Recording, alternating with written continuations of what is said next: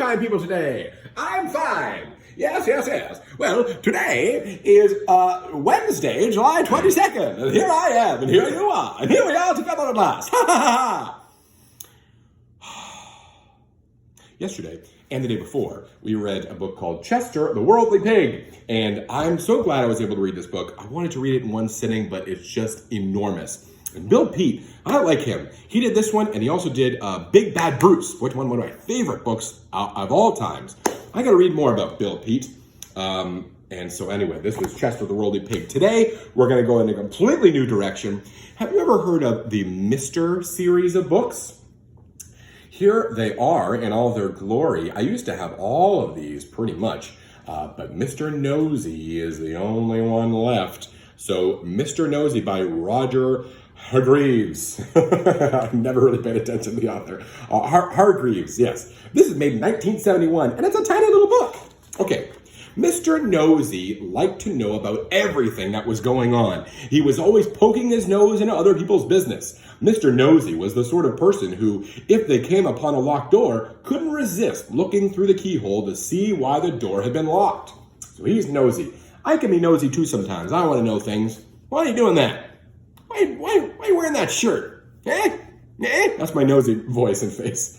Mr. Nosey was the sort of person who, if he found an unopened letter addressed to somebody else, would simply have to open it to find out what was inside. This is addressed to Mr. Brown, not you, Mr. Nosey. Mr. Nosey? Mr. Nosey was the sort of person who, if he was sitting reading his paper on a train, would much rather read the paper of the person sitting next to him. He's like, what are you reading about? I know what I'm reading about. What are you reading about? Naturally, as you might well imagine, Mr. Nosey was not very popular. People did not like the way in which Mr. Nosey would peek and pry into their affairs. They did not like it at all. But did that stop Mr. Nosey peeking and prying? It did not. I mean, his name is Mr. Nosey, so he's got quite a schnoz on him, by the way. Anyway, so there you go. Okay, Mr. Nosey lived in a funny, tall... Why is it funny? I don't know. Mr. Nosey lived in a funny, tall, thin house in a place called Tittletown. The people of Tittletown decided that Mr. Nosey was becoming much too nosy, and so they held a meeting to discuss what to be done about him. They're saying he's just too nosy. Something's going to have to be done. We must find some way of stopping him being so nosy, said old Mr. Chips, the town carpenter. Okay, but how, Mr. Chips? That's right, said Mrs. Washer, who ran the Tittletown laundry. He needs to be taught a lesson. Uh-oh, I think his comeuppance is on its way. If only, I like this guy's style. I like his style. That's me. The color of the beard, that's me. Okay. If only we could think of a way to stop him poking his nose into everything, said Mr. Brush, the painter. And then a small smile spread over his face. He got an idea. Listen, he said, now grinning. I have a plan. All his friends gathered around to listen to his plan. Here's his plan. Okay, that's his plan. Got it? The following morning, Mr. Nosey was out walking along Tittletown High Street when he heard somebody whistling behind one of the closed doors. I wonder what's going on here. I forgot my voice already. It's a new voice now. I wonder what's going on here, he thought to himself. What just in his head? And tiptoeing up to the door, he quietly opened it and peeped in. Splash went a very wet paintbrush right on the end of Mr. Nosey's nose, covering it with bright red paint. Oh dear, I am sorry, said Mr. Brush, who was painting the inside of the door. Poor Mr. Nosey had to go straight home to try to remove the red paint, which was very difficult and rather painful. Mr. Brush chuckled to himself. The plan had begun. So we didn't know about the plan, but we're finding it out right now. The following day, Mr. Nosey was walking past the laundry when he heard somebody laughing on the other side of the wall. I wonder what's going on here, he thought to himself. And standing on tiptoe, he looked over the wall. You're going to be punished for being nosy. Ooh, snap!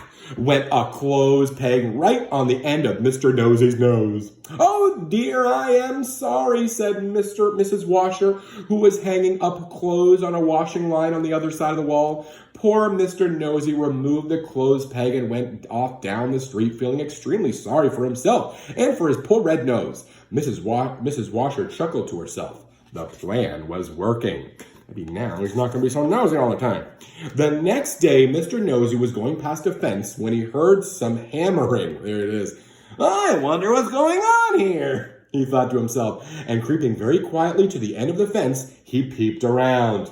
"You're going to be punished, buddy. Stop being so nosy."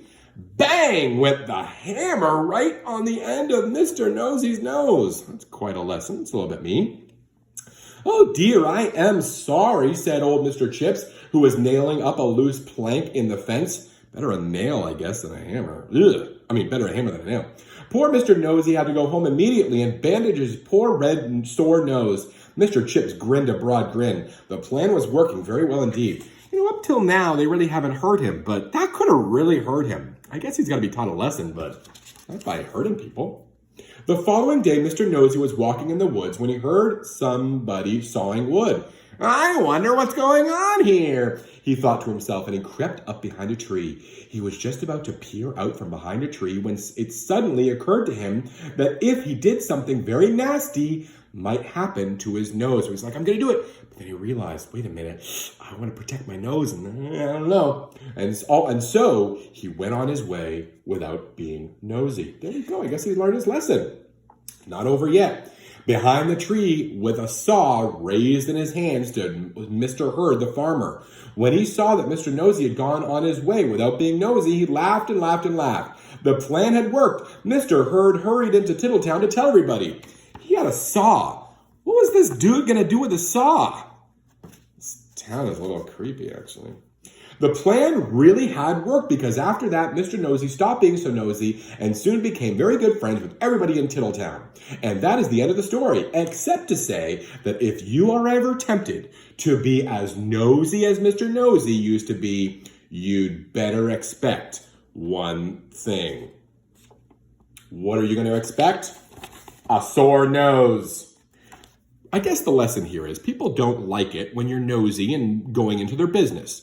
So don't be Mr. Nosy. Don't go into their business because they might hurt you and get a hammer on your nose and get ready to saw your nose. See you tomorrow. Bye.